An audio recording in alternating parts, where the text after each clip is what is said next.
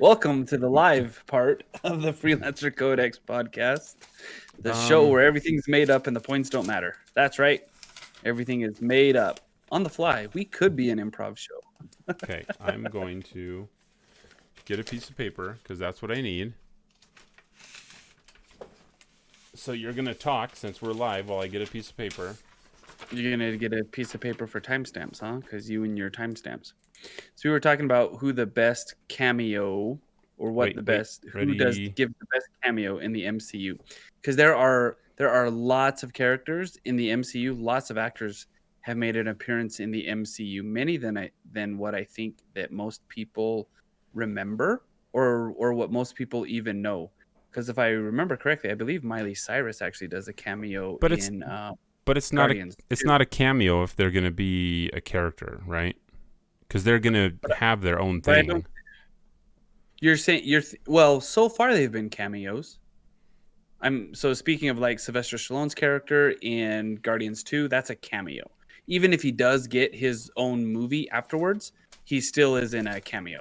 If Matt Damon gets a cameo in the next Thor movie as playing an actor from Asgard, I wonder if he survived.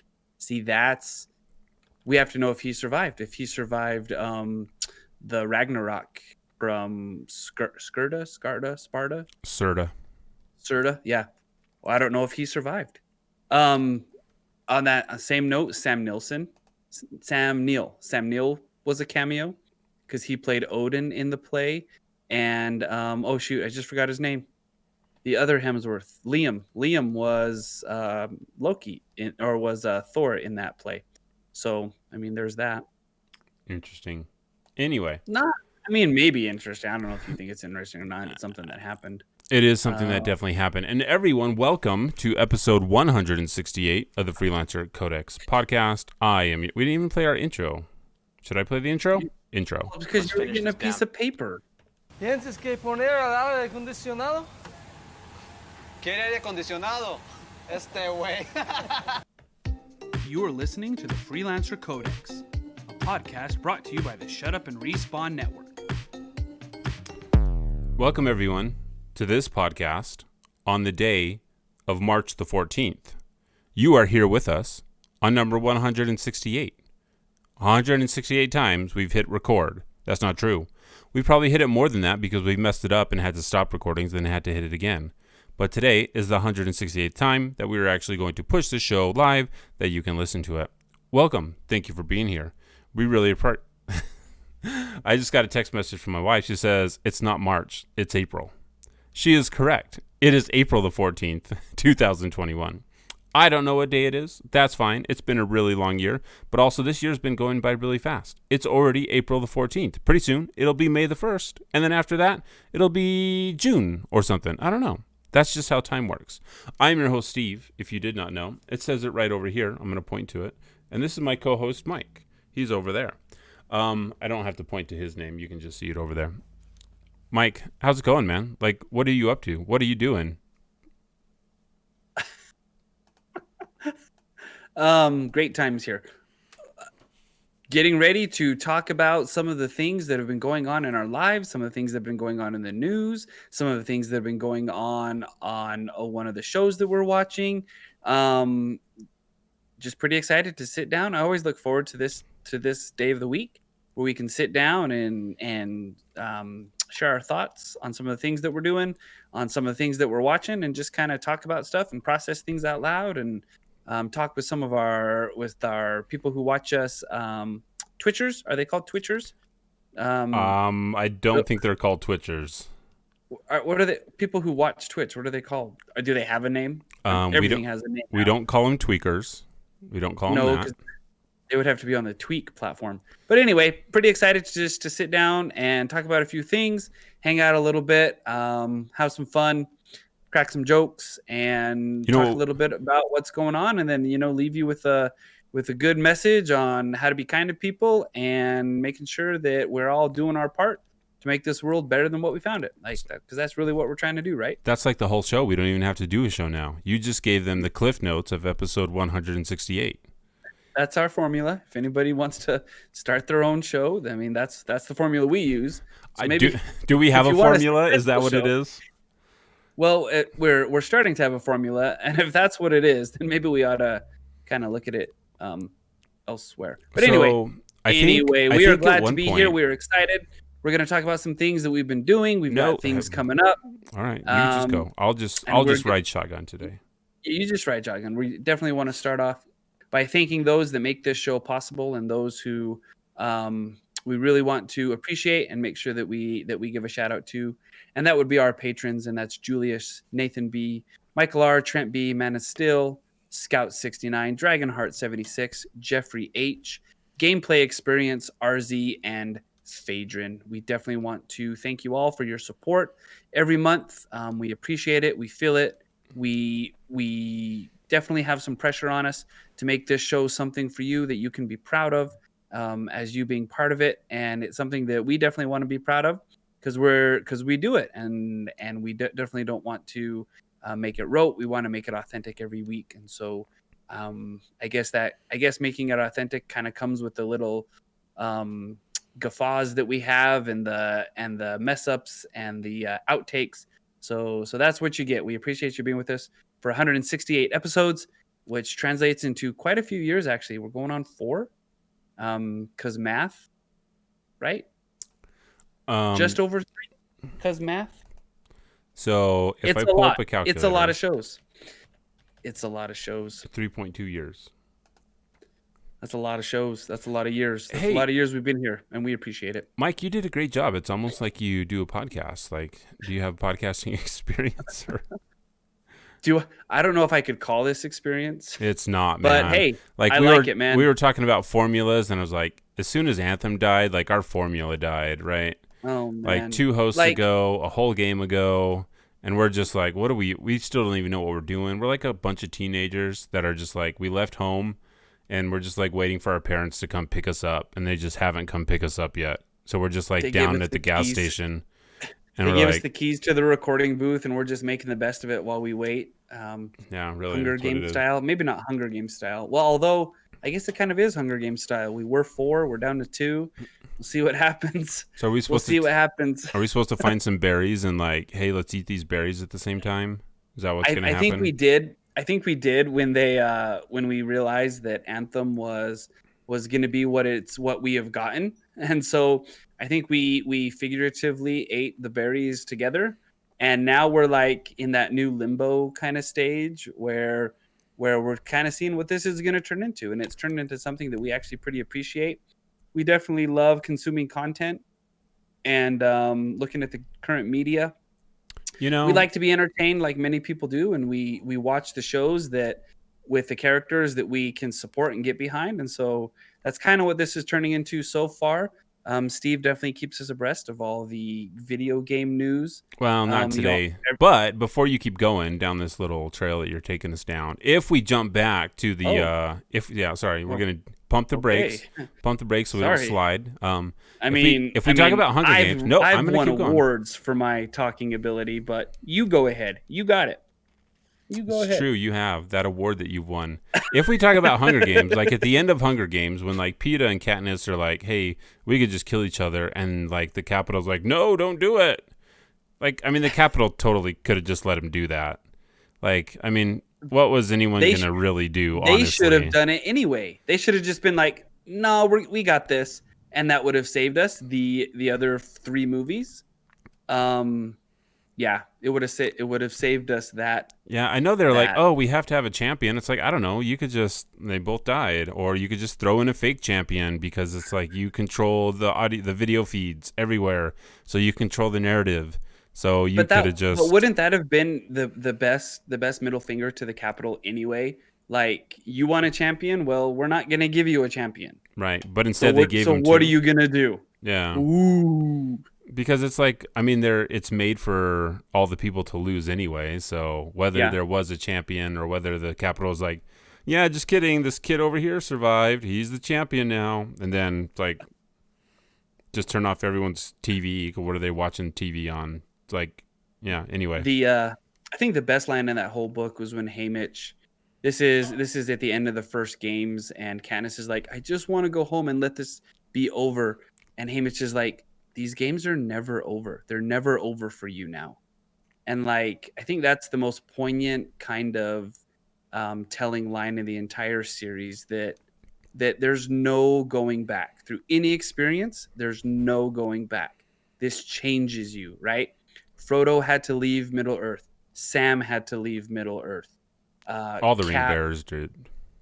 Yeah, Cap was put on a trajectory from the moment that he was getting beat up in that back alley. He was put on a trajectory to be who he was, right? Well, you'd have to say before that with Cap, but I guess he went to his proverbial Middle Earth also by staying behind, which is weird. Like, I mean, so I know that there's a lot of speculation that people are like, oh, Steve went and got back with Peggy. Like, what if they didn't? What if they just went for that dance and then Steve was like, all right, that was it. And then he went and did something else. So that's not the speculation that everybody is throwing around, right? I mean, that's the assumption that he stayed in. He did go back, but this is the thing with time travel and the unfortunate effect of time travel being introduced, right? Because from the beginning, we never see a picture of Peggy's husband. We know that she has one. Correct. He's never mentioned. Correct. Other than Steve was able to help save my husband. Well, because of semantics and because of the way English works, because Steve made his choice to go in the ice and then ultimately ended up bringing back half the population and learning how to do time travel, Steve was able to come back to me, right? And then, so there's this whole other theory that we actually do see old Steve in the movies, if you know where to look. They always cite the white-haired pallbearer near the end. But that would make more sense. Like Steve's right there. Or else, and plus, or else we have these crazy timeline, time branches that it's you have to go through. And Steve is the type of guy that, like, would he go back in time and upset whatever reality that Peggy was enjoying? Right? Is he that guy? I mean, I don't think he is, also, and that's why he's worthy to carry Mjolnir. Also, technically, like, if Steve goes back to a different timeline, there's another Steve in that timeline. Exactly. So does he go and he has to off himself? He has to off because there can't be two Steves.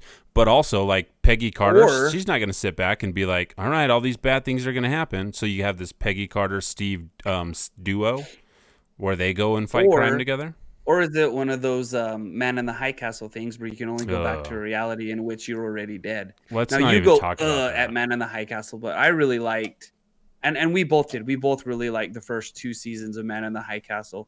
Even like season 3, episodes 1, 2 and a half, maybe. And then it just got weird. People just don't know how to end their series. Like I don't know if they they should like write out their full series, like write out all 10 seasons. Like, figure it out, and then go to number 1. Like, don't try to figure it out as you go. Be like, find your plot, because at the end, you're like, oh, this is bad. Because Man in the High Castle is a cool idea. It was a cool setting, very interesting characters. Until it was acted well, it was produced well, it was really nice to watch. Thrones, same way, seasons 1 through 7. And then we got a bunch of movies right there in one chunk that just ended poorly. And I don't really know why. It seems like conspiracy, but everyone's endings just have to be bad. That's a conspiracy. But they were bad. We used to have good writing. It wasn't as predictable. We talked about Godzilla last week. Was it last week? Yeah, it was last week. Godzilla's going to come out of the water. There's going to be a battle. They're going to scream at each other, and they're going to team up against. Like I could write that. And well, I mean, like if you take every single trope and everything that we've seen from every cartoon and every movie, I guess like if you go to like tvtropes.com or whatever, they have every TV trope listed.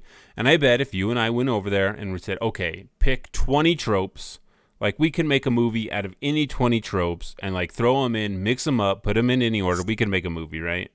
Stick them in a randomizer and see what comes out.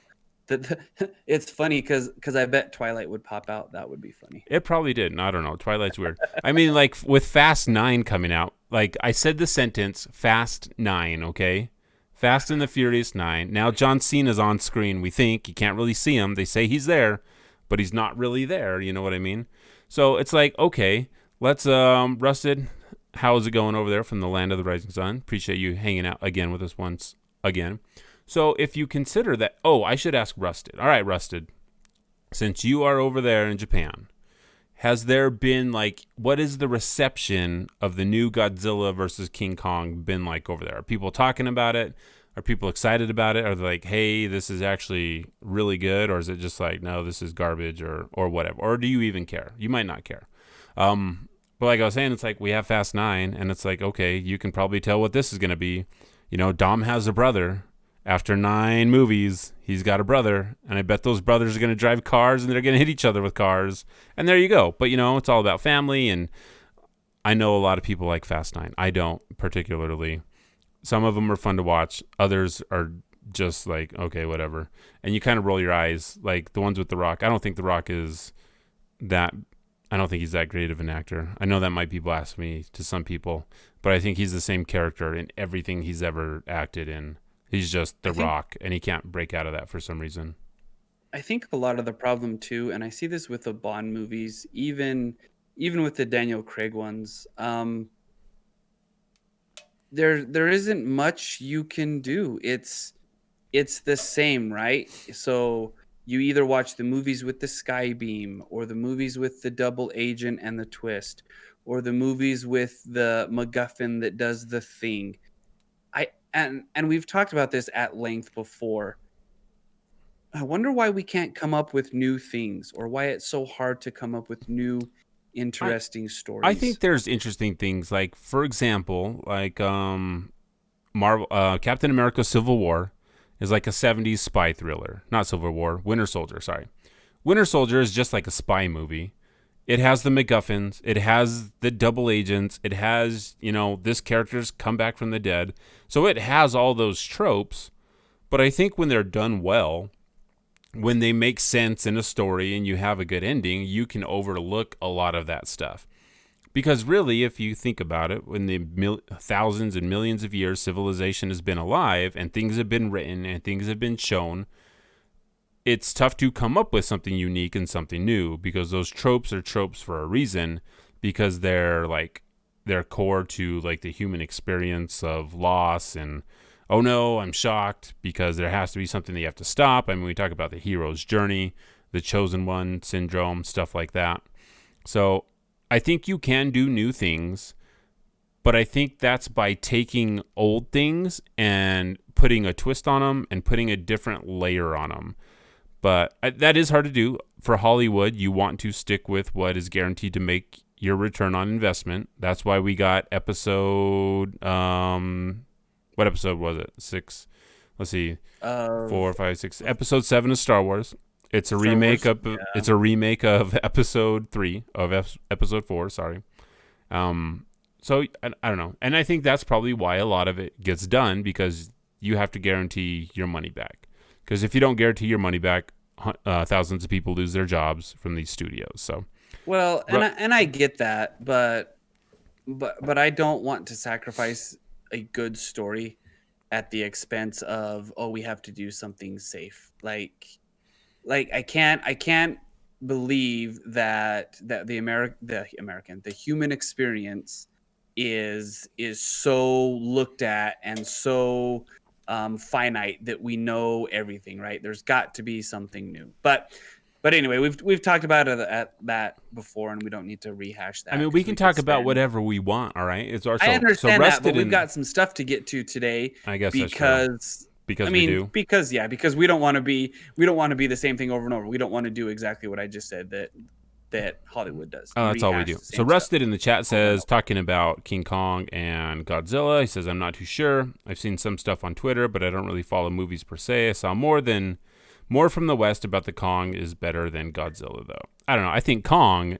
is pretty lame. He's just a big monkey. Godzilla at least has some character.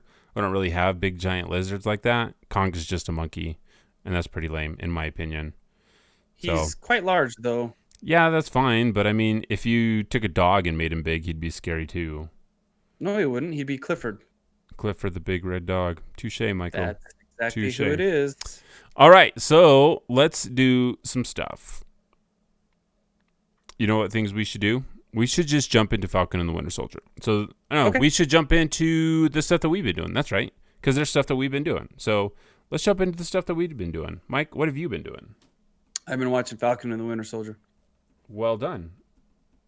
And then I'll jump into what I've been doing, and we'll just do it that way. You good with that? I'm good with that. All right. So what you been up to? I think you've been up to more than me this week.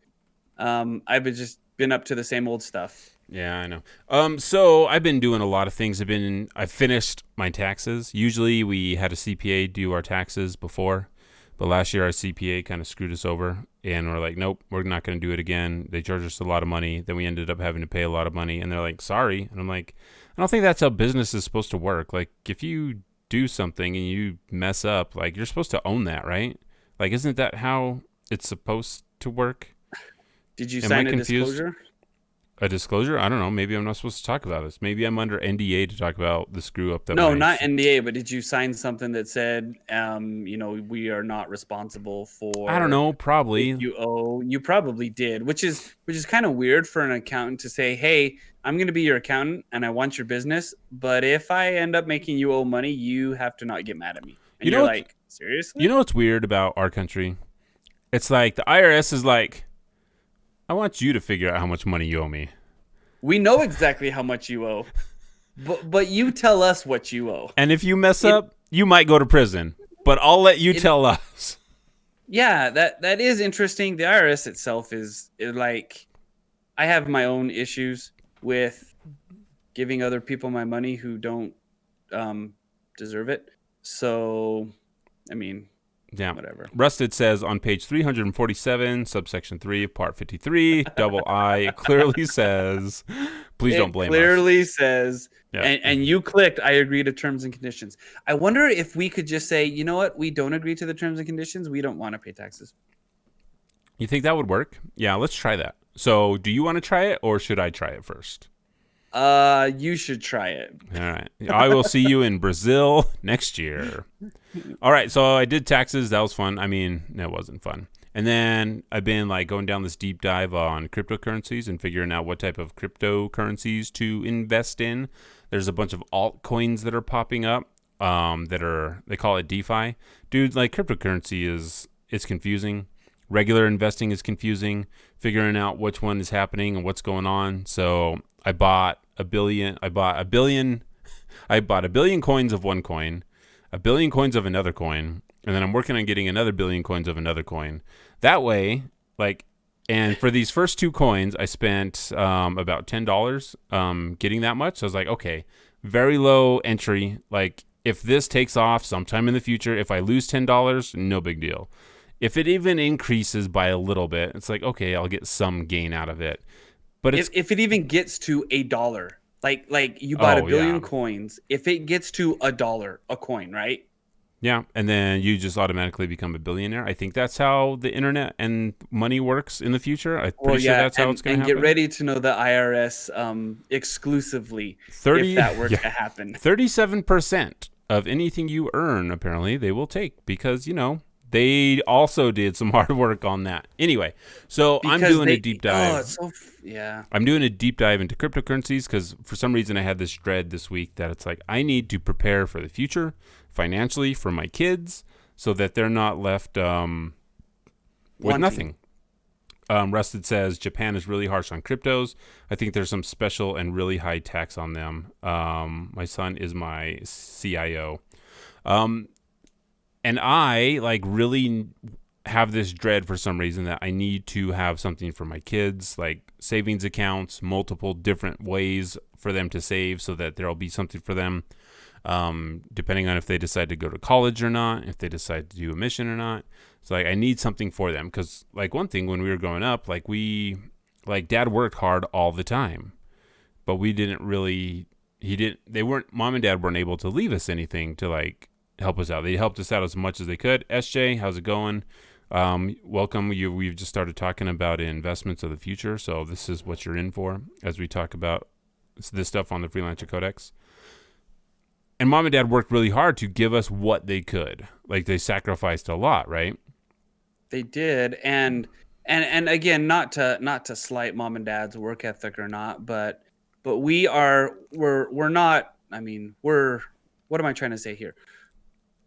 We want to do better than the generation that came before us.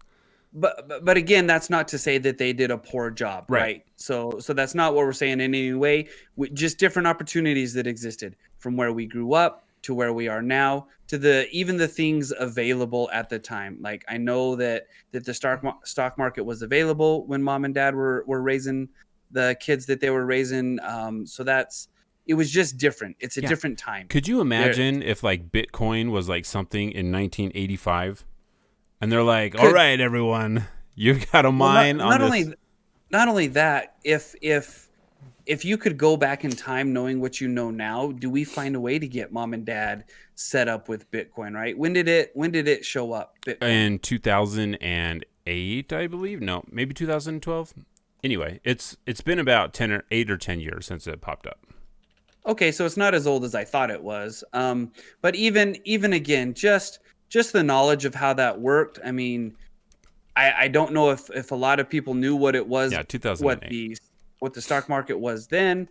I think a few people know better what it is now, and just the things that happen. Right? It's all about kind of the opportunities and really what you value. Right? Mom and dad gave us more than just monetary inheritance. They taught us how to be fruitful. They taught us how to be caring. They taught us how to be good parents. They taught us how to work hard for everything, and they did teach us to put some stuff away for a rainy day. So yeah, SJ, it's definitely different. Yeah, SJ in the chat says I think most parents want their children to do better than themselves. I agree, and so that's what I am trying to focus on right now. Figure out different ways so that they can just kind of have,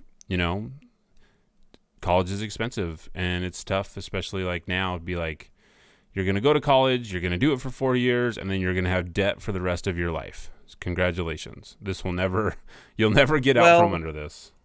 Well, but also I know a few people who because of their talents and their abilities, they were able to work really hard over a summer, save up enough for that year's worth of tuition, room and board, everything that they needed, go to college without having to have a job so they could focus really hard and solely on education, getting good grades, learning what it is that they wanted to go to school, and not really have to worry about a job or that stuff that comes with. And I think that's a benefit to people who are trying to go to school, whether it be university or even a trade school, learning a skill, which are both extremely valuable and definitely nothing to be scoffed at.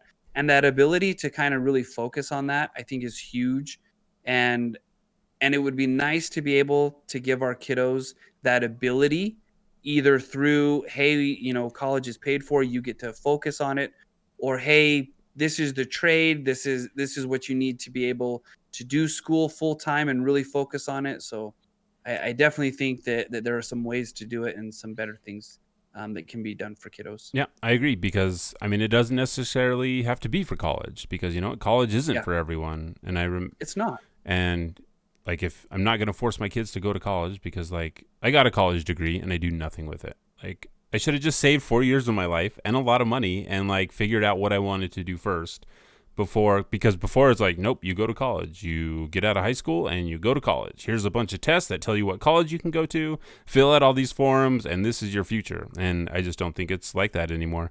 There's a lot of good trade schools where you can learn good, valuable skills, like you said. So, well, I don't know, and again, that speaks more to like preparation. Like, what is it that you're gonna do? Yeah. Do we have these things available for you to know that, if we would have known right out of high school that college maybe not where I need to go, I could do something else, right? But yeah, we're saying the same thing. We did say the same thing. We should say it one more time. Anyway, so I went down that journey on cryptocurrencies, and hopefully I will not go bankrupt. Yeah, and then I watched a bunch of movies, but we don't have to talk about those. So there's been some video game news, but nothing I'm really interested in talking about. There was a Nintendo showcase that happened today that I'm going to dive into. Really, like, I've just been like super busy with soccer practice, a bunch of stuff that, oh, speaking of soccer practice, I have a story. I have to look around and make sure my wife's not listening though. So my wife is helping coach the younger kids at soccer. I don't think she'll mind me telling this story. And they're playing in soccer. They have this little drill called sharks and minnows, right? So one kid is the shark, and all the other kids are minnows, and they line up on a line, and they have their soccer ball, and they have to kick their soccer ball to the other line, to the other side of the field. And if they get there, they're safe. If the shark gets their ball and kicks it out of the zone, then that minnow becomes a shark, right? Very simple. It's a very fun game. The kids love this game because they can run across, and it's a fun game. I don't know if it teaches them anything. I mean, maybe it teaches them ball handling skills, or you just kick it as hard as you can across the field. I'm not sure. So anyway, this kid, and it must have been like 6 or 7-year-old kid. Let's say 7 for the sake of the story. They started a new round, and Aaron was like, all right, kid, you are now a shark. And this kid just started bawling, like hysterically, broke down, just crying, and was devastated that my wife turned him into a shark. I don't know if the 7-year-old thought that he was like now going to become a shark for the rest of his life for playing this game or what, but just completely like broke down. Poor kid like made himself vomit on the field because of how hysterical he got because my wife turned him into a shark. So that's my story. And of course, you can guess where the parents were, Mike, because like, hey, where's your parents? They're not there because for some reason they just leave their kid there. And now the kid's throwing up and his parents aren't around. And now he thinks he's a shark. So that's that story. Maybe I shouldn't have told that story. Was it my kid, was it? It might have been your kid. Did you just drop off your kids and you're like, all right, thanks for another hour of babysitting I don't have to pay for? I don't have that mentality. But I guess technically you still have to. But my oldest, I do drop him off while I take care of the youngers. Yeah, but he doesn't think he's going to turn into a shark, though. I hope. That's true. That's true. He doesn't think he's going to turn into a shark, but maybe he wants to be a shark. I got a lot of kids in soccer right now, so I got a lot of practices I need to be at. So yeah. All right. Sometimes I drop them off and say, hey, here's your water bottle. You know how to get a hold. Coaches know how to get a hold of me if they need me. I guess that's true. All right. So that is a bunch of that nonsense that we've talked about. I think it's time for us to dive into Falcon and the Winter Soldier, and then we'll kick it off with this. Oh, spoiler alert. There will be spoilers. Rule number 2. What was rule number 2? Nobody gets hurt. It's a big one. And why isn't there rule number 1? I always wanted to be an Avenger. Oh man, it's a dream come true, you know? We need someone to inspire us again. Someone who can be a symbol for all of us. We need new heroes. Michael, this is episode 4. The whole world is watching is the title of the episode. The whole world is watching. After this episode, there are only 2 episodes left for Falcon and the Winter Soldier. I want to ask you a question. It's a very serious question. Do you like the show? Right now, it would be not trending so fresh. I am having a hard time with it currently, especially after this episode. I agree. I think episode 4 in particular adds a lot of stuff into the show that seems like it is just kind of piling on the layers and the characters, but it doesn't seem to go many places except for a few things that happen towards the end that we'll talk about. It's very weird watching the show because you don't really know like who or what is the good guy or the bad guy, or are there any bad guys, or is it just like, I don't know, this is the thing that happened in between these big movies and there you go. Because it does, I don't think the show really has a sense of what it wants to be yet. And that's kind of scary to me because we only have 2 episodes remaining.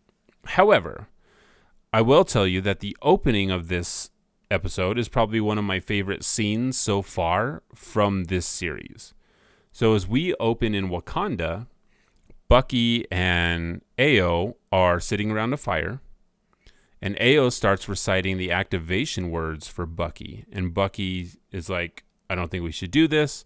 And then Ao's like, it'll be fine. I can handle myself. And Bucky starts having flashbacks as the Winter Soldier from all the movies. And this scene, I think, is really cool because they're sitting around a fire. It's dark. It's just those two. Bucky does not have his arm on. You can tell that he is in distress. You can see that there's kind of like Ao and Bucky have like really good chemistry in these very short amount of time. You can tell that Ao like actually cares for Bucky and what she's doing. She's kind of taken on this task to free Bucky of everything that he's done while he was the Winter Soldier. And when Ao finishes, Bucky doesn't change. He remains James Barnes, and he just starts crying. And Ao has this look of like, we did it. Like, you're free now. And she says at the end, you're free. And I really, really like this scene. And I think because of part of the mysticism of her like figuring out some way to heal him. It's done in Wakanda where it's just those two. Like the confidence that she has, like, if this goes bad, I can take care of myself, because we know that the elite group of warriors that guard the king, like, they're pretty boss, right? And it just felt like this is part of the story that I wanted. I think this is the story that I wanted that I didn't know I wanted until we got this scene, because I think it would have been a much more interesting take on Falcon and the Winter Soldier instead of dealing with the Flag Smashers. What did you think about the opening? Hey, we're back in Wakanda because they were introduced last episode. Okay, let's see how it goes. Bucky's free, cool. I was okay with it. I definitely did not look at it like you have looked at it. It's not my favorite, but it's something that happened, right? We don't really get how it was done. We just know that it's done, which is almost kind of like, okay, it's a thing now that he's in control of himself. So cool. And that's why I said, like, I would much rather have had that story, because it really is like, it's a redemption story. And we talk about tropes and we talk about different, storytelling mechanics, and like, the redemption stories, it's a fun thing that I enjoy exploring in fiction and in a bunch of stuff. And to figure out how they did that, I would have rather watched that show than the thing that we're currently watching. Despite like really liking Sam and Bucky, like the rest of the show, I could like, oh, whatever. I mean, I don't know. Even because I would rather like go back and follow Isaiah's story than the Flag Smashers, because the Flag Smashers are very milquetoast, and not many people like milquetoast. All right, so as we go back to the streets, Bucky's talking with Io and explains that they need Zemo because he's got some information that they need, and Io gives Bucky 8 hours. 8 hours, White Wolf. Then we come for him. Yeah, so maybe some respect, like, all right, you got 8 hours, then we're just going to come take him. So get done what you need to get done. Why not have them go with them so as soon as they're done, they can take Zemo, just in case he's got an escape plan? Not trying to give away spoilers or anything, but you've got 8 hours. Why? I asked myself this question. Ambiguous timestamp. Like, why 8 hours? Does that mean if we go through a time zone that we gain an hour and then we lose an hour?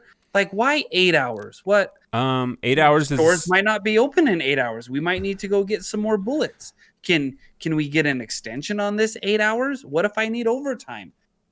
There's probably no overtime. 8 hours is the standard workday. So she's like, all right, you got 8 hours, get it done. You know what? If Bucky was like, hey, you can come help us. Like, I mean, they're dealing with some super soldiers. They clearly are able to handle themselves against super soldiers. So would it have been smart for them to help out? Yeah, probably. They probably could have just swooped in, taken out Carly, took her back, and be like, all right, here you go. However, that just doesn't happen. So... However, we needed 3 more episodes. Oh, man. Yeah. So we're back at the safe house, and the trio, that's Sam, Bucky, and Zemo, they read news of the Flag Smashers attack where they killed a bunch of people, and their demands. Zemo argues that Carly needs to be stopped quickly because she's a supremacist and that the serum will always lead down the path of more killing and supremacy. And Zemo also argues that anyone that wants to become a superhero can't be separated from supremacist ideals. The desire to become a superhuman cannot be separated from supremacist ideals. Anyone with that serum is inherently on that path. She will not stop. She will escalate until you kill her. Or she kills you. I think, first when Steve and the Red Skull, I forget what his name was before he became the Red Skull. What was it? It was wait for it. I just had it on the tip of my tongue. Agent Smith, Elrond.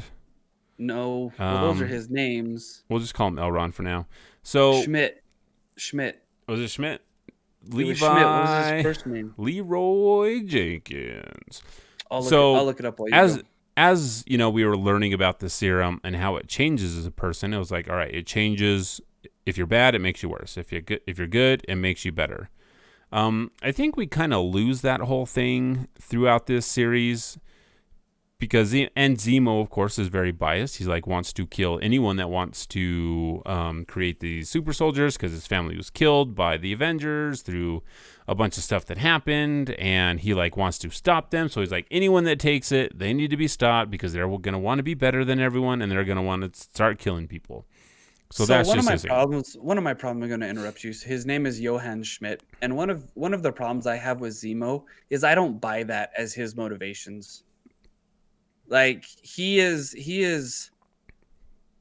I don't buy that as his motivations, and I'm having a real hard time getting behind his ideology because, pardon me, I'm having a hard time getting behind his ideology because it doesn't track. It doesn't fit. Like, I need to kill everybody who wants to be a superhero. Like that doesn't because I don't buy his motivations. I guess it also makes him a radical because he wants to wipe out a whole group of people that are superheroes. So you could go with that way too. All right, so the serum never corrupted Steve, and also like Steve never went looking to be altered. He just wanted to fight any way that he could, and it just so happened that so SJ says that was his motivation back in Civil War, and it was. However, like, and I was thinking about this. So Zemo he also wanted to punish Tony and tear the Avengers apart.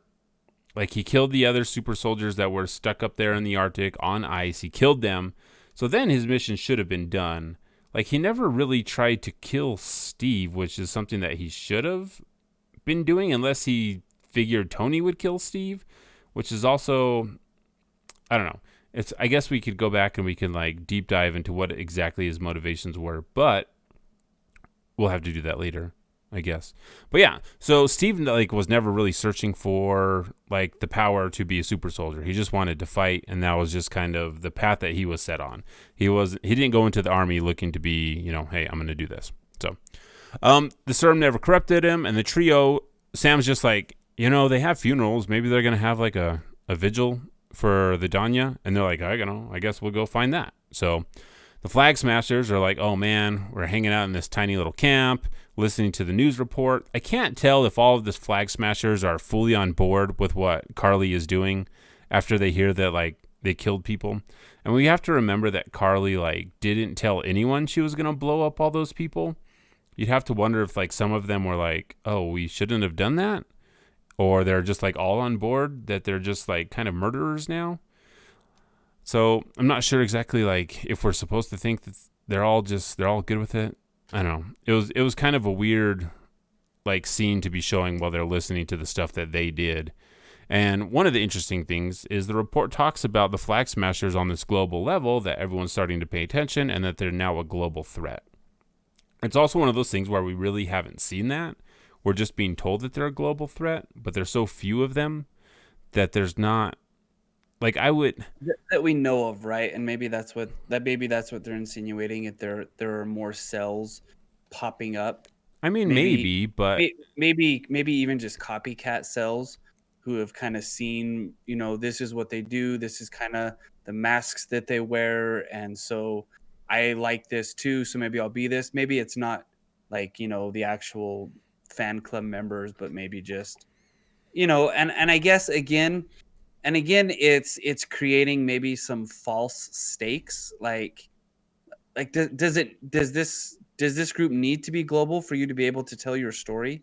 Like And like if it is global, are you just setting it up that even if you do take out this cell that we've seen on screen, that another cell could arise if needed somewhere else down the road to have Ant-Man go after in his spin-off series, I don't know, So but really, like the only reason that this cell in particular is effective because of the superhero serum, right? yeah. Otherwise, they like wouldn't really have needed it anyway. So as they go looking for Danya, they go down to this old neighborhood. Zemo gives candy to people. Like no one told these kids never to take candy from strangers, apparently, because they're just all about taking candy from strangers.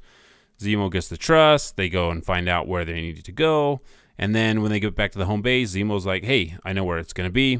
Sam really wants to try and save Carly for some reason. I'm not sure exactly why. I think that's just in Sam's character. Like he wants to talk first before like going, like taking her down, which is fine. It seems on track for Sam to rather like talk it out if the option is there instead of just going in and taking him down. Blazing. Which is really like the John Walker motivation right now. So one thing that's interesting. I was really interested, or not interested, but I was it was weird about this scene where Zemo is handing out candy to the kids. The kids actually give him the information on where the vigil's going to be, and then he tells the kiddos not to trust Sam and Bucky, thinking that this is going to come full circle in this episode and the kids are going to end up doing something, or Zemo's going to hold on to this information longer than what he does. But a few moments pass and Zemo kind of gives the information, and then we don't, in this episode at least, that's not revisited again, where the kids like are scared of Bucky and Sam. And I thought that was interesting because once that happened, I was kind of looking to see when that was going to pop up again. But it never did. I don't know if you caught that or if you thought that was weird. No, I did catch it, and I was going to capture it out and make a clip of it. But then because it doesn't pay off to anything, I was just like, okay, it's just kind of a throwaway line of like, don't trust them. They're bad men. I don't know if it's because you're right, because nothing comes of it. And like he wasn't trying to be the Pied Piper and get all these kids to like become warriors for him. Anyway, so Sam calls Sharon for help. And while Sharon is talking on the phone, she's walking through a tiny army of people in Lowtown. There's been a lot of speculation that she is the power broker on the internet. And she says she can help with the satellite or two. And during the blip, I would imagine gaining a control of satellites was probably pretty easy because there's probably thousands of them up there. And like the technician just blipped out. So if you were still alive, you could just roll into Satellites R Us and like just take control of a couple of them and put them into your employ. Is that how they work? I'm pretty sure that's how it is. So one thing that, kind of leads me to believe that Sharon is the power broker is that I've been disappointed by so many TV shows in the recently that I'm like, okay, if she becomes the power broker, I won't be surprised. It'll just be like, oh, that's real lame. But I won't be surprised by it because it's like a weird way to go. However, it will not be a twist. It will not be something like if any of the showrunners are listening, like you're not going to surprise us when it's revealed that she's the power broker. And I think we talked about this last week, right? Because obviously she's the power broker because she broke a rule she broke a rule during the blip in giving Steve and Sam their shield and wings. And so obviously with her skill set, she has to be evil now. Yeah, which makes no sense because they pardoned Bucky. Anyway. So you don't want to go into this blind. Sharon, listen. I know I owe you already, but we could use a trustworthy set of eyes on the camp. You got any more tricks in your bag? I may or may not have access to a satellite or two. Let me see what I can do. Thank you. Hey, Sam. You gotta play this out. If Carly disappears, we're not gonna find that serum until it's too late. I know. Power broker went apeshit when he heard about Nagel. He wants the serum back. You killed the golden goose. That report's about to get real nasty. I'm sorry. Don't apologize. Just find Carly. And if you look at that like interaction from the eyes that she's the power broker, it's like, okay. However, like I was thinking, like if she is the power broker and she's tracking Sam, they can find Carly, unless she just doesn't really want to play her cards yet, and she'd rather let Bucky like take Carly out without revealing who she actually is, so she can continue doing the work that she is. Like, but we'll see. And that's interesting because now you have to start putting the pieces together on what the power broker is actually doing, because at the beginning, the power broker is the one that got the Flag Smashers this serum, right? It was a quote unquote loan that they could have this serum. And again, going through this, if Sharon's the power broker, she expected to have her scientist who could make serum and make serum and make serum. Now that there's a finite amount, she wants it back, but for what? What does she want it back for? Sell and it for and why more did money? she loan it out in the first place, right? Like, Yeah. like she saw what it did to Steve. Is she trying to create a group of Steves? Like what is the purpose here? And again, what is her motivation? Why is she doing this? And why should we care that she's doing this? I guess the real question is, if you have a group of Steves, what do you call a group of Steves? It is true. I thought Sharon was a good character in the beginning when she was introduced. I rooted for her. She wasn't a main figure, but she had enough screen time where you're like, okay, this is someone who can move plot along, but this is also someone to where going through Steve's arc that could maybe take the place of Peggy, right? We saw that coming in Civil War. That was a scene that I think everybody enjoyed because of the way it was played off by Sam and Bucky and their interaction during that scene. And we thought, okay, she's going to be a good character. And if she turns out to be who we think she is, that I mean MCU, what are you doing? Like really, what are you doing? Yeah. Is everything is now so morally ambiguous that we don't know who to root for now. Or and maybe, and Steve, maybe that's the point, and maybe that's what I don't like so much about it, right? I like my stories to be good versus evil, not kind of good versus kind of evil, and sometimes good versus sometimes evil. And maybe that's just me. I don't know what it is in my psyche that I need my heroes to be heroes and I need my villains to be unredeemable. Although I don't think I need my villains to be unredeemable, right? So the Grinch went through his redemption arc, and I think it's and fine. that was fine. Yeah, I think it's fine if it's done well. I don't know if it's fine. Like, Yeah, I know it's where fine you're if it's coming done well. from, Like Loki's, but I'm having a hard time with this with Loki. Like Loki, pick a side, man. Pick one. Just one. Just pick one. He's the god of mischief. Like that's what he do. So yeah, and I would stab him in the back too if I were Thor. I guess Thor didn't stab him. Yeah, he did. No, He Loki kind of stepped. Anyway, so cut to the graveyard where Carly and Thug 1 grab the serum from their super secret hiding spot. It's in a graveyard. They have a weird conversation about Captain America's shield for some reason. Someone who understands that today's heroes don't have the luxury of keeping their hands clean. What we're doing will outlive the legacy of that shield. That shield is a monument to a bygone era. A reminder of all the people history just left out. If anything, that shield should be destroyed. I don't know why so many people have an opinion on what Cap's shield actually means. Like, I wonder if they're like, hey, remember that time Steve Rogers destroyed S.H.I.E.L.D. and went against the government? Remember that time where Steve Rogers went against the Sokovia Accords and, like, broke out his buddies out of jail and was on the run? Like, they talk about it like it's a symbol of a bygone era. Like, I don't exactly know, like, where people are getting, like, that this shield is like holding up this weird system of oppression for all these people, when Steve Rogers was like, he went about doing the best that he could, like no matter what people told him to do. So I don't understand, like, what would destroying the shield do? It's like, people keep saying it's a symbol of something, but I don't know, like, I don't understand like what they think the shield actually is. Like I know what they want us to believe it is, but even if you destroy the shield, what changes about your situation? Nothing. The shield would be gone, but like who cares? I guess. Like I'm just confused like what they're trying to do with the symbology of the shield. And why it's coming up so often, and really and we're being reminded shoehorned that something is going to happen, right? The shield is going to be important in this series in some way, but again, why? Because the shield is something completely different in John Walker's hands than it is in Steve Rogers' hands.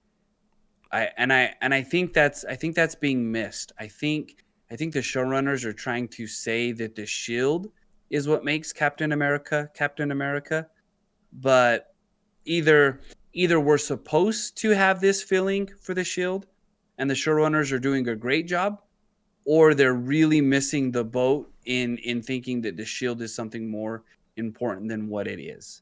I agree. It just seems really weird to me. And so Rusted says, I haven't seen any episodes, but this is how it comes across to me. Yeah, you know why, Rusted? Because we do such a good job at explaining it. That's why you know everything that you need to know about this show. It's just really weird. All right, so you know what will solve everyone's problems? Just steroids. This serum is how we make change. But first we pay our respects to Mama Dunya. You know what? I think the serum is a symbol of a bygone era, and the serum needs to be destroyed. And everyone would be better without the serum. I think, Steve, I actually feel really, and I'm gonna like part from what I've been saying for most of the time. I really feel bad for those flag smashers having like their symbol, that the person that they've all looked up to, who is kind of on her way out of this life, and I kind of wish that they had something in their possession that could just have healed Miss Danya, because like that would have gone so far to like help them find direction. I just wish something existed that they could have given her to help her survive. I mean, and I think if you go through the list of things that could have helped her, like what did they have? I mean, they stole a lot of like vaccines and antibodies. They stole a bunch of stuff that they could have given her. Like they didn't give her that. Like, I mean, is there anything else in their possession that they could have used to like help her? You know what? I can't think of absolutely anything, especially in this scene when they're in that graveyard grabbing the serum that they needed to help make change. I can't think of anything that they could have used to keep this woman alive, and it's sad. It's sad that it played out that way. It was an unpreventable death that no one could have done anything about at all. I mean, they had no options. They didn't have 20 different things that they could have given her. No, they needed those to make more strong people. Nope, we're done. We got nothing. Can't think of anything to do to help save this lady. Yeah, it really is sad. Like we got to make some dudes that can punch harder. We can't give this superhero serum to you that could potentially help you live and continue to lead these refugees into a better place. We'll just let you die, I guess. Anyway, so they're going to make a change by not giving it to sick people. I hope you all caught that. I'm pretty sure. I think we hammered that home pretty good. Also, you know what you should do? Instead of bringing everyone you want to turn into a super soldier to the location where the super soldier serum is, instead of doing that, I think we should put it in a fanny pack and we should just carry it around, knowing full well you are being tracked down by Sam Wilson, Bucky Barnes, and then Lamar Hoskins and John Walker, and just a bunch of people that really want to find you and kill you. Not to mention the power broker who has satellites in a soft case fanny pack with glass vials in a place where you could bribe kids with candy to get the information that you need. If anybody out there is planning on writing a show, please keep it in the back of your head that your audience is intelligent.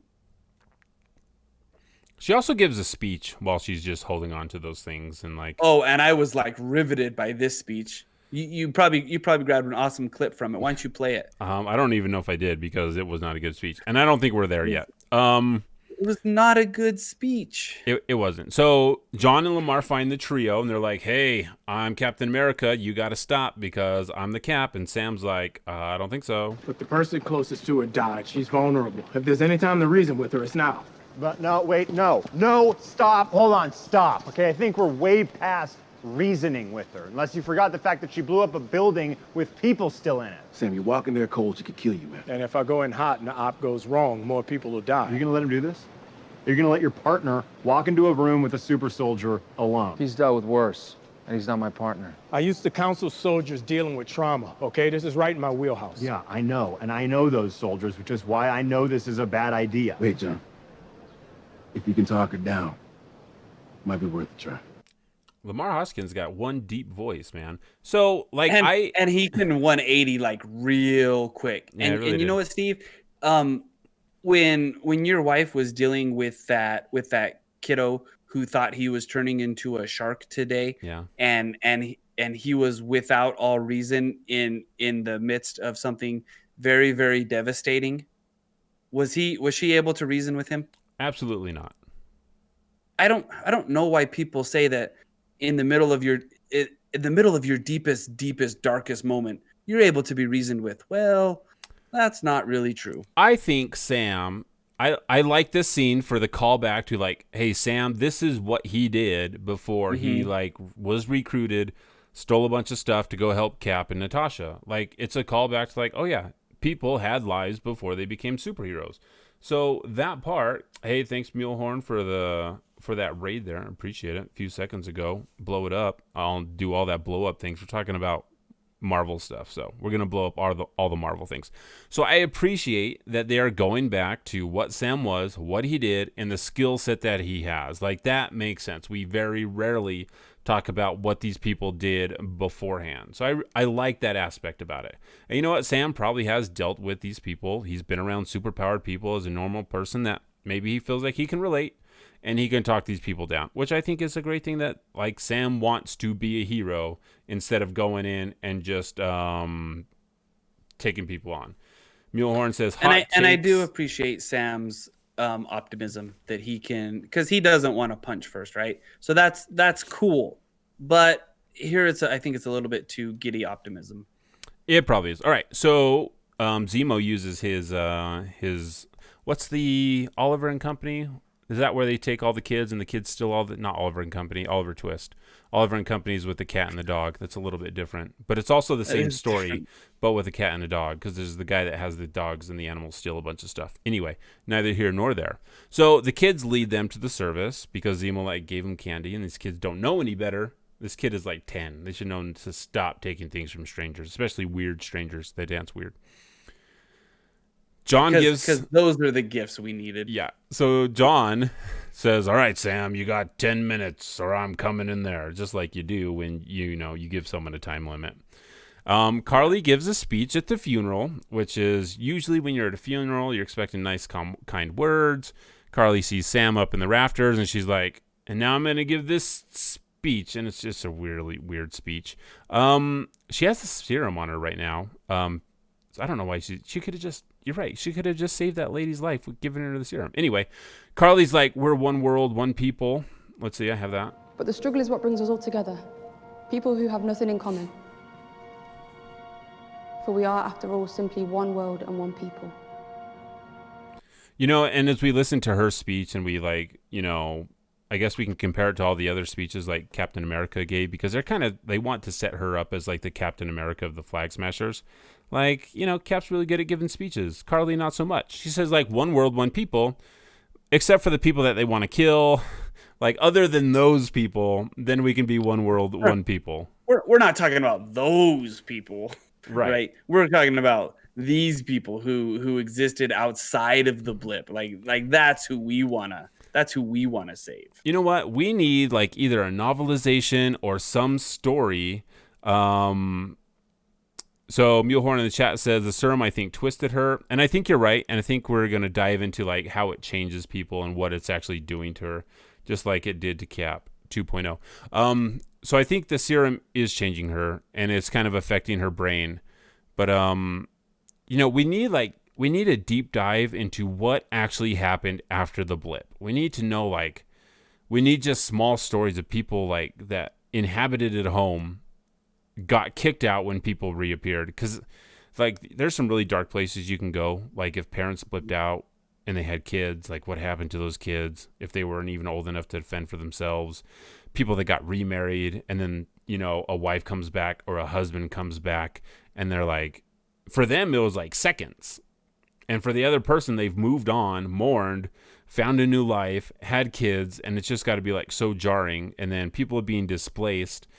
I think I would love to just dive into those kind of stories and get a more, this is actually what happened, instead of just the blip recap that we got in Spider-Man. Anyway, so as we go back to the funeral, we also know that living through a big tragedy like a pandemic doesn't necessarily bring us all together. The blip, they said it brought us all together and it brought unity. And I'm really? Did it though? Did it just everyone's all right, we're cool? I don't think it probably did. So then Sam gets down there and it's Sam, Carly, I'm really sorry. Sorry for your loss. Don't condescend to me, I'm not a child. I'm not condescending. I know what it feels like to lose someone, believe me. No, you don't. Not like this.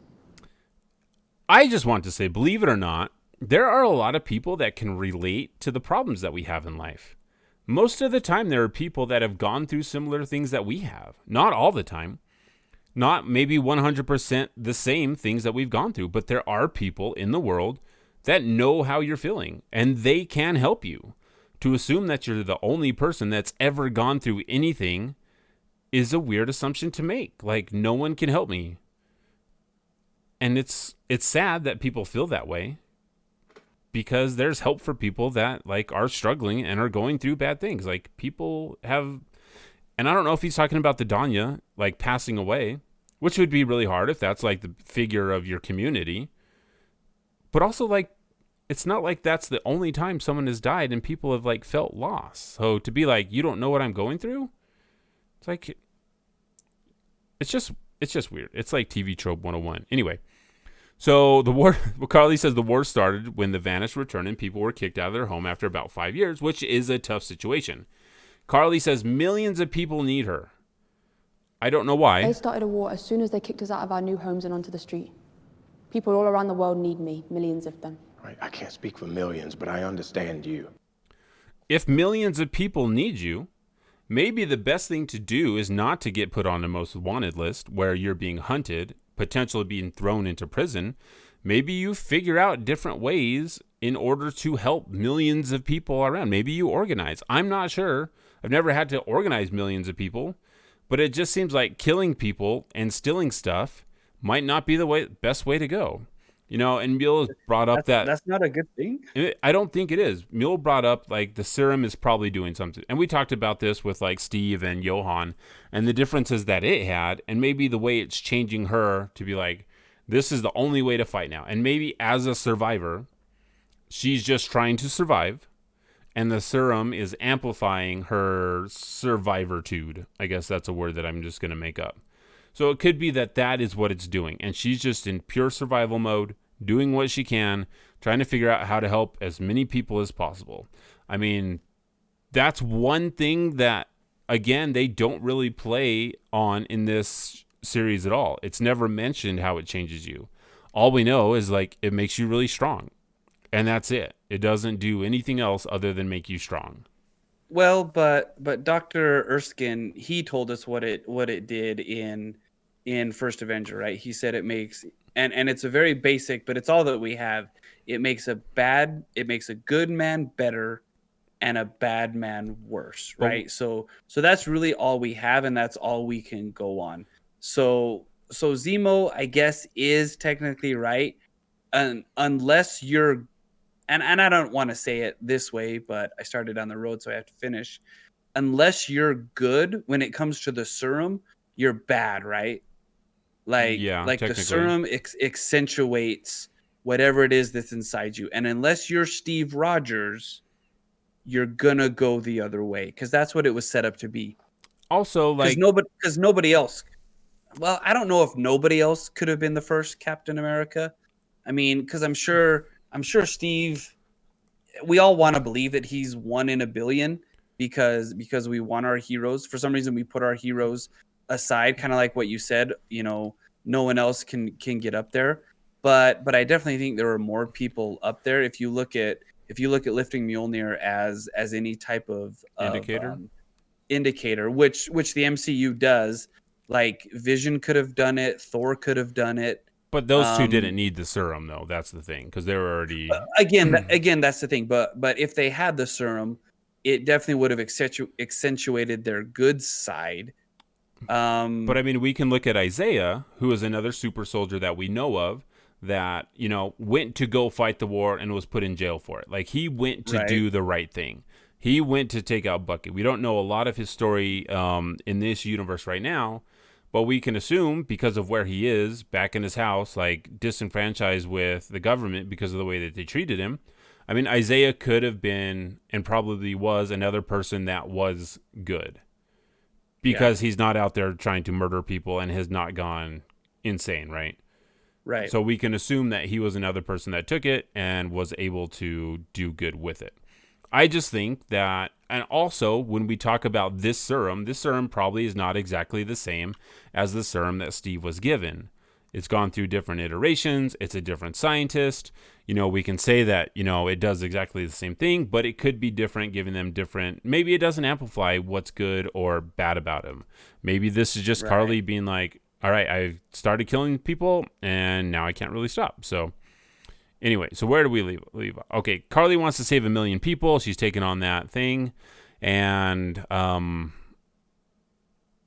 so Carly asked, the question that everyone asks, like, what if I really am doing good? So you want me to stop because people are getting hurt, right? But Sam, what if I'm making the world a better place? It's not a better place if you're killing people. It's just different. I mean, Sam's pretty right on the mark. Like, what if I'm making it better by killing all these people? I'm making it better for other people. One of the things that Sam told Bucky in episode 2 is that, when one thing gets good for one group, it gets worse for another group. So Carly's like, I'm making it better for these people, except for those people that I killed. It's probably not good for them. It's probably not good for their families, but everyone else, hey, they're getting the serum, and we only have to kill a couple people to get to there, right?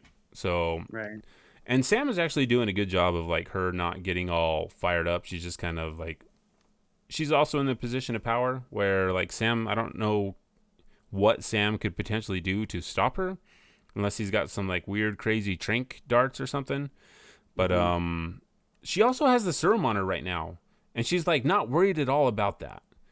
Like, she's not fidgeting with it. She's not like nervous about it. She's not guarding it or protecting it. I think she may have forgotten that she has it on her. I think so, because Sam could like just call in a whole army to like stop them from making more super soldiers. And she's like, I don't know, whatever. I guess I'll just like jump out of here. Anyway, John, we cut back to John and Bucky, and they're like, John's like getting really antsy. He like wants to go in there, wants to stop her. And Bucky's like, give him the time that he needs. Like, And this is the question that I had during the scene. What is John's overall plan to deal with the super soldier? Like, what is his plan? They got their butts kicked on top of the trucks last time. So what does he think is going to be different now? That is my question. Like, what is his... Does he have like, hey, I've got this thing and it's going to work? Is it just the shield? Because he's going in as a normal person to take on a bunch of super soldiers. So what is his plan? Like, is there a plan? Is there no plan? I don't think he has one. I don't think anyone has a plan. Does anybody have a plan in the show to do anything? So far, no. Zemo has a plan. And so far, Zemo's like executed on everything that he's planned. Kill the guy, get rid of the serum. Like, he's executing. Everything he said he wanted to do, he did. Yeah, so like, I just don't understand like what his deal is. Like, let's go in there now and just like take it from her?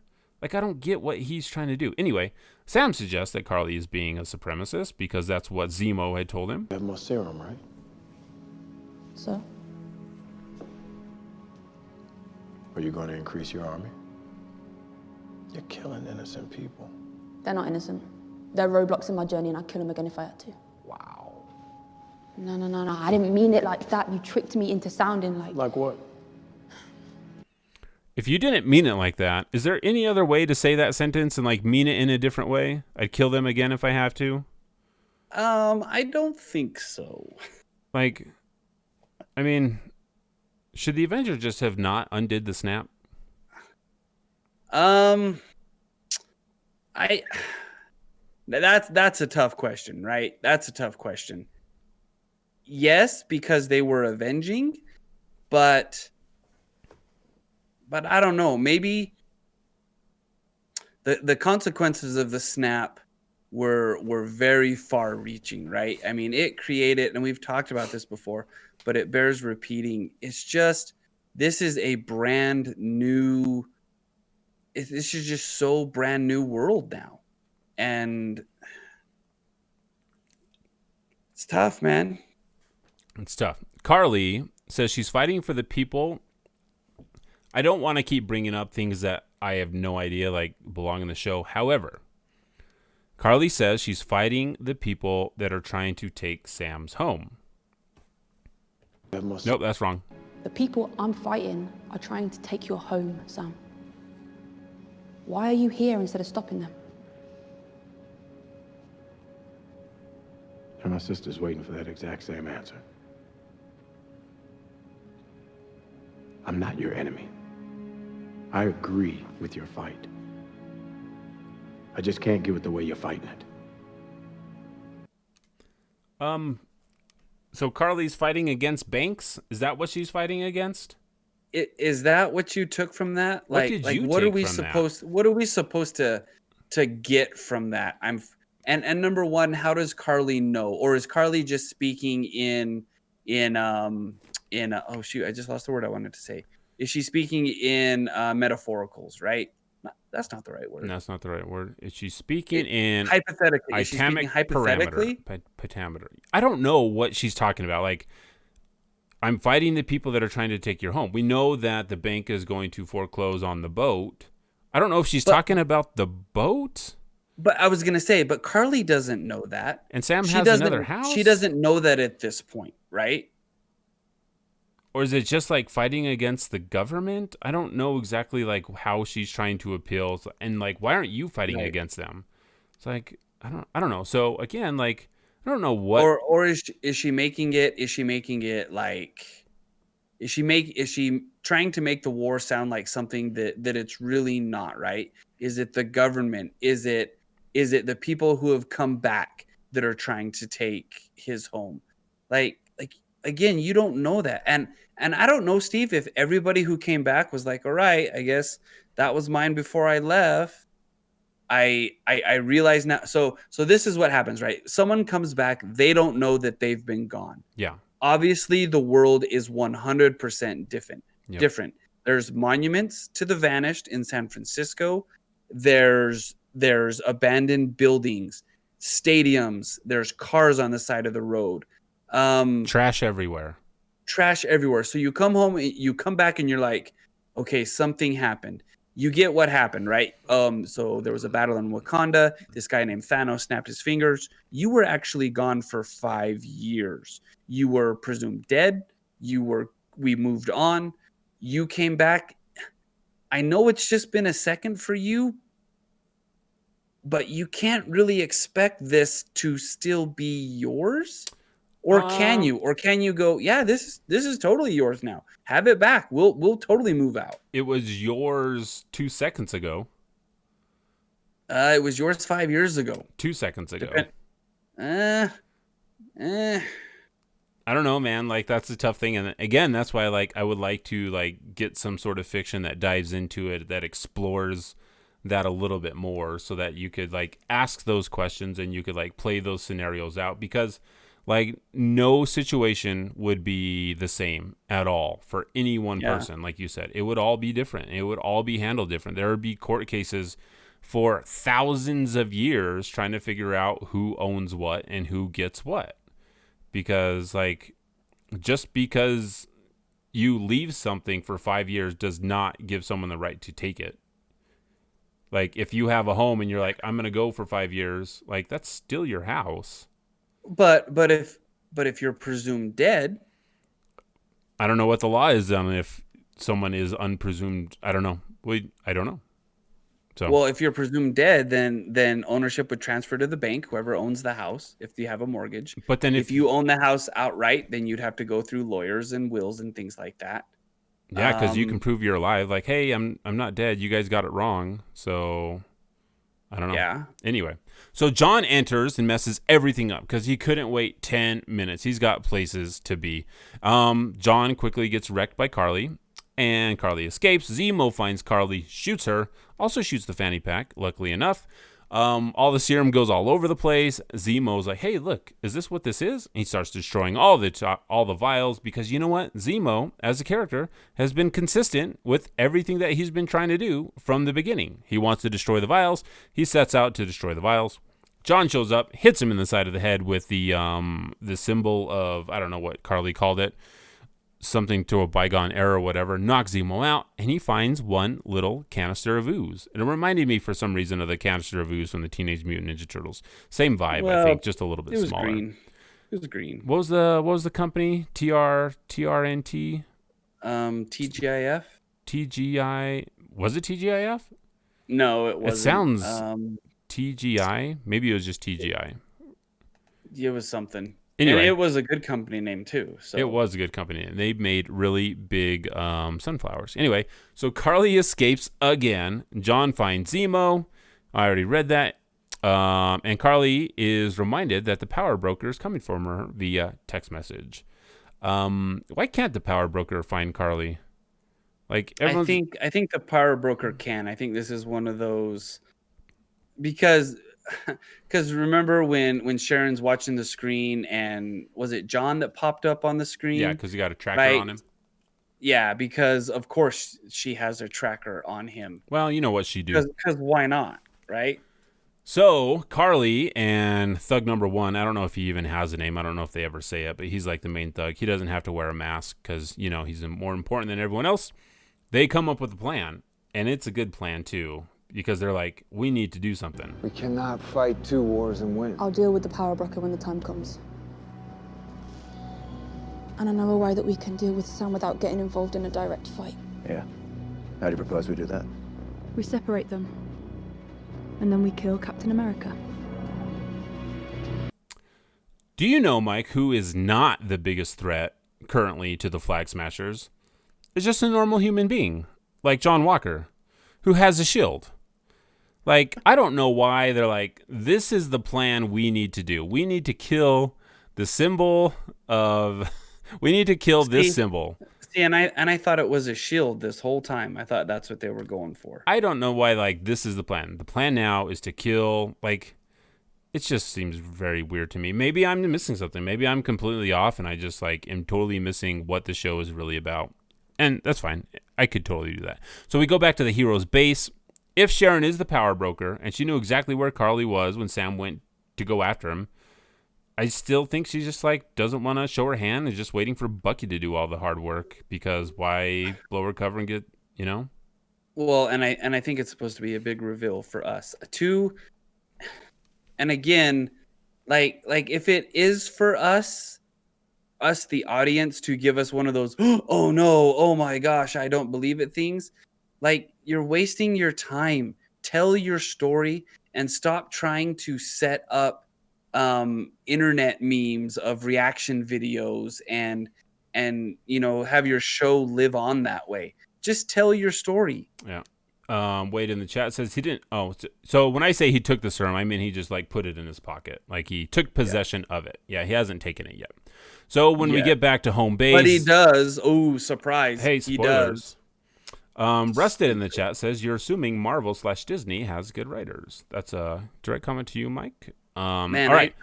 I want they used to. I think they still do. I just think this is a show that struggling during a pandemic. So Zemo, I don't think it's even that, Steve. I think well, I'm just gonna. We'll get into it later. I know. I know. I'm salty. Writing's hard, and were you ever offered it? What? The serum. No. If you had been, hypothetically that is, would you have taken it? No. No hesitation. That's impressive. Yeah, I'd probably take it if I was offered it. Zemo says Carly's gone and Sam shouldn't hope for her and that superheroes shouldn't exist. Sam's like, maybe blood isn't always the solution. So John kicks in the door. He doesn't just open the door. John has to kick in the door. I don't know why. Just open the door, John. Be a normal person. Because we have to know he took the serum. Well, no, so he hasn't taken it yet. He has when he kicks open the door? No, he hasn't taken it yet. He just kicks open the door because he has to kick open the door. So he threatens to go one-on-one with Sam. So this is, and then, okay, so if John and Sam go head-to-head, one-on-one, if they go one-on-one, Mike, who wins? Does Sam win or does John win? Who and who? Sam and John? Yep. Currently both normal. John's like, I'll put the shield down so it's fair. Who wins that fight? I don't know. Sam hasn't. I guess he has been in it, right? He's been fighting crime. Not lately in the last few episodes. He hasn't been battling too much. He definitely his skill set. He needs his wings, right? That's kind of where he's better. So I don't know. I think given their superhero mantras, I think Sam wins. But one-on-one, I think John has the advantage. Wade says he thinks Sam, he fought with Cap and probably has better training. I think if you were to take the D&D character sheets of Sam and John Walker, John is a fighter, Sam is a ranger because he has the wings. John probably wins this one if it's just a straight one-on-one strength-wise. Remember, he was studied in MIT, okay? They studied his physical prowess, and he was you're the physical guy there. Anyway, so John kicks down the door, and guess who shows up? The Dora Milaje. They show up, and then John makes a fool of himself, immediately. The Dora Milaje don't have jurisdiction here. The Dora Milaje have jurisdiction wherever the Dora Milaje find themselves to be. One thing I like in fiction is super elite groups of people. In the Wheel of Time, you have the Aes Sedai. I think it's cool when they're yeah, we just do what we want because you can't really stop us. I kind of dig on that. That's a trope that I actually enjoy, that I will not fight against if it's in any TV show or fiction that I consume. So anyway, there's a fun battle because, there's going to be a battle, and John makes a fool of himself. He gets his butt kicked, him and Lamar. And Zemo escapes because, of course, no one's going to pay attention to the evil mastermind that you have in your base while you're busy fighting people off when you could just, have a conversation. And just hey, why don't we stop this? So he pieces out. Bucky tries to intervene, and Io removes his hand. There's been a lot of chat online for some reason that they're oh, the Wakandans never trusted Bucky with the vibranium hand, so they put in a failsafe that they could remove his hand. I actually don't think that at all. I think it is a prosthetic that has to be removed somehow. And she knows how to take it off, and it just came off. I don't think this is oh, they never trusted him. I'm pretty sure the Wakandans were Io, I think has a deep relationship with Bucky from that first scene. They've obviously spent a lot of time with each other. I don't think this is I don't trust you. This is just I'm going to take this off right now because you're kind of stopping us from doing what we want to do. And that's what she did. I don't think it was some weird, we don't trust you all along, but that's just me. Again, I could be reading that completely wrong, but I don't think so. Well, there was the line where Sam's did you know that could happen? And Bucky's no. Well, yeah, but it's what, you didn't think that someone could take it off? Well, do you think that he ever took it off? Yeah, he's shown with him taking it off. Remember when he's in Wakanda and they give him the arm? He doesn't have an arm on then. He's with... So then if he knew it comes off, why wasn't he yeah, it comes off, it comes off. I think he was. Because then you have to ask yourself, how does he get it off? So are there two ways for him to take his arm off? I think because he has part of that thing connected to his body. There's a spot that opens up. It's just he flexes a little bit. I think it would make sense if Bucky Barnes dies, someone would be able to get that arm off of him without removing parts of his body. Removing parts of his flesh. Yeah, Wade says it was a power play.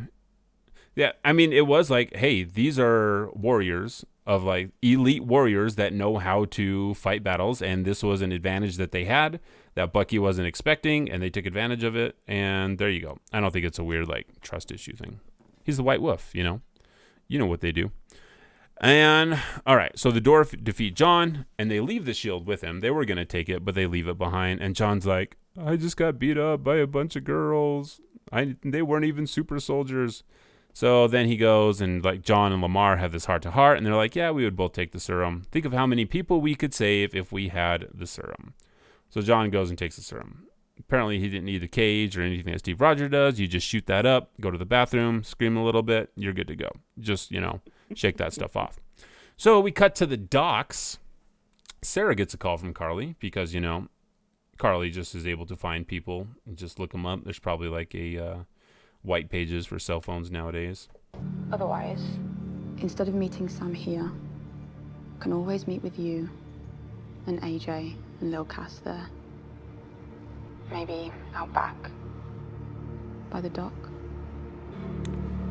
Maybe she just looked up Facebook and like found the Google names. Earth. Google Earth. Google, I track you, government. So everyone has a hacker that can find everyone. So I guess it doesn't matter where anyone is in the world. You'll never be safe because some person with a computer can look you up and see exactly where you are. Carly's like, hey, Sam's working for Captain America and that makes them enemies. I just don't understand like where, like Sam's not working for Cap. Like, well, it's funny, Steve, that nothing in the interaction that Sam had with Carly, nothing in the interaction that they had would have led you to think that she needed to threaten Sam to get help. No, like he went to her.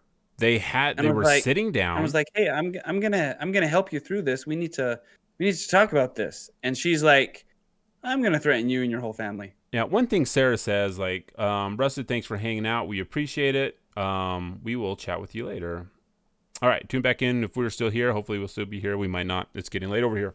So Sarah says, like, hey, I didn't choose them. Like, the government doesn't care about me, so why do I care about them? But it's like, no one chose Steve as Captain America. He's just, I don't know. This show is, like, confusing me with, like, what they want me to believe people think of Captain America. And, like, if, like, Steve wasn't chosen to be, like... Yeah, he was. He was chosen. He was chosen. I mean, that's what it was all about, right? There's the dude that Tommy Lee Jones wanted, but then there's the dude that Dr. Erskine wanted. I guess it's true, but in a sense, like where people are like, "Hey, we're gonna ask the people, who do you want to be as Captain America?" Like, it's just like a weird mascot. It's like no one chose the Hawks to be. I don't know. It's weird. Maybe I don't know what I'm saying. Anyway, so we head back, and guess what? The super duo suit up, and they go to meet Carly. And Sam's like, really? Did you just threaten people? You call my sister? That's how we gonna play this? Sam, I would never hurt her. I just wanted to understand you better. What? I don't understand what any of the dialogue in this show is asking. Like, what do you mean I wanted to understand you better? What does that mean? You wanted to understand, like, you would, like, back off, you would go away, you wouldn't come to the meet, you wouldn't bring Bucky to the meet? Like, what does it mean? I guess you don't threaten people and then be like, yeah, it was just a joke, man. Like, I would never do anything. Except you found out all their information, found out where they live, made them leave because now they're terrified for their lives because you threatened them. That's in a way hurting them. And to be like, yeah, I would have never hurt them. I just wanted to understand you. That makes zero effing sense. It makes less sense than that. It's weird dialogue. It's just clunky and terrible. And I really, really do not like the Carly character. And maybe I'm not supposed to, but I like her for all the reasons that I'm not supposed to not like her. I don't think she's dynamic. I don't think she's deep. I think she's got one layer and it's bad. I feel no empathy for her. I can't even begin to get on the side that she's on and think, okay, yeah, I guess I can understand her. I can put myself in her shoes. I can't, because she is not consistent in anything that she does. I don't like it. You know, there was a whole section of episode 3 where we went to Lowtown that might have been like better spent, like understanding the Flag Smashers and what exactly they're doing. If they went to a refugee camp of displaced people and we actually showed like what that meant for people, instead of just people walking around, if we showed them like without their homes, like in times of crisis, like not knowing where to go, their families like starving, not having work. Maybe we would have empathized more with what they're doing and had more of a Robin Hood type character that we could root for, that we felt like Sam was actually trying to get behind.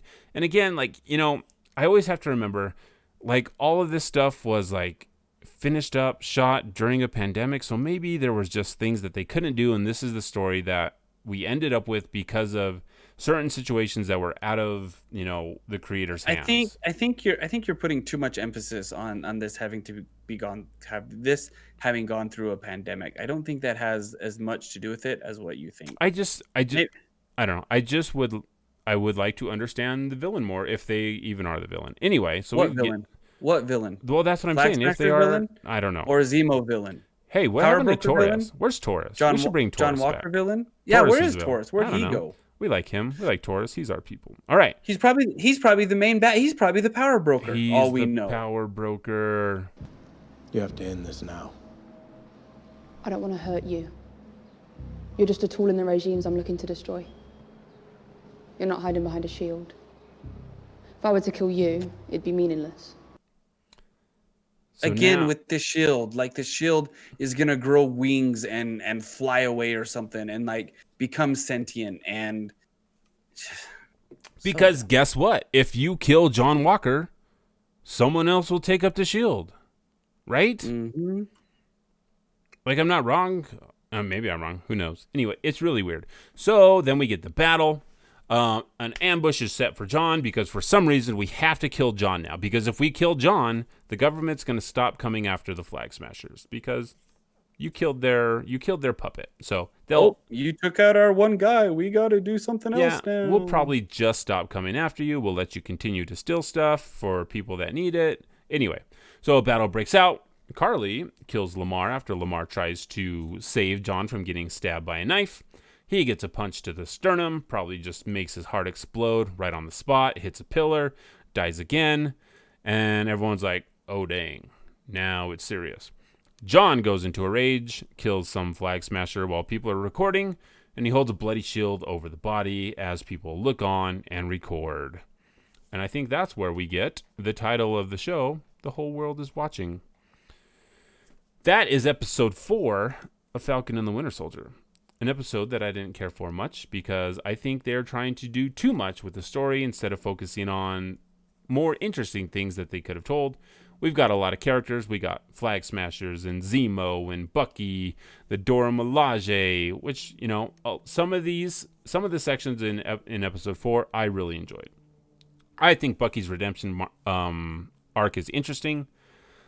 I like that they brought back Sam's like whole, you know, counseling of soldiers that have come back. I think those things were interesting. But other than that, just don't know what the show is really trying to say.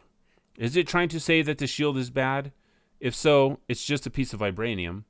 That would be like saying Bucky's arm is bad. Or maybe the person that is using Bucky's arm is bad.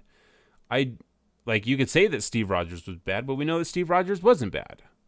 So I don't understand like what point they're trying to drive home, and it could just be that I'm completely tone deaf and I'm missing the point of what they're trying to tell me. But I can only go based on how I feel about the show, and so far I'm like, okay, like when is this going to be over? Because we have 2 episodes left. I don't know what I'm looking forward to in the next 2 like episodes. I don't know what I want to happen to where I would feel like, okay, I've got closure. This feels like a good stopping point to me. Like, I just don't know what I have to look forward to. The Power Broker being there. But at this point, with 2 episodes left, like, there's no super soldier serum. So who cares what the Power Broker can do? Exactly. But then if the Power Broker does want the serum, then they're going to have to extract it somehow from Carly and from John Walker. Right. So there could be something there, right? You know, there's a dead super soldier on the, you know, on the floor of this place that was recorded. You could just suck it out of him. I guess that's true if it's that easy. I don't know. So I don't know, man. Thoughts, huh? I don't know what we're supposed to be I don't know who we're supposed to be rooting for or what we're supposed to be rooting for. It would be nice to know. And what about the psychiatrist? Are Bucky and the only thing I want to know is like Bucky and Sam, are they going to break up after this? That's all. Or are they going to go do Bucky and Sam things, you know? Because that's really what we wanted to see. We just wanted to listen to Bucky and Sam talk to each other all the time and make fun of each other. And that's what we thought it was going to be. We thought they were going to be out crime fighting and, you know, taking up the mantle and doing the things. And again, definitely a better than what we've got. I'm really disappointed at what we've gotten so far. Yeah. Anyway, that's episode 168. But you know what, Steve? It can only get better. I guess that's true. I think if Carly had more charisma, then the show would be a lot better. If she like showed emotion. I don't think she's good at showing emotion. Maybe she's not supposed to, but maybe she's supposed to be just super one-dimensional and just because like I said, I am not behind her. I am not sympathetic to her plight at all. I think her dialogue is clunky. I think I don't. Well, and I don't even think she knows exactly what she's doing. Are they stealing for the people, or are they killing Captain America? You know, those things, those two things don't seem like they achieve the same goal. Yeah. I think it's just like, okay, we're trying to help people. No, you're killing people, and that's not going to help you help more people. That's just going to get you thrown in jail. Anyway, this has been episode 168 of the Freelancer Codex podcast.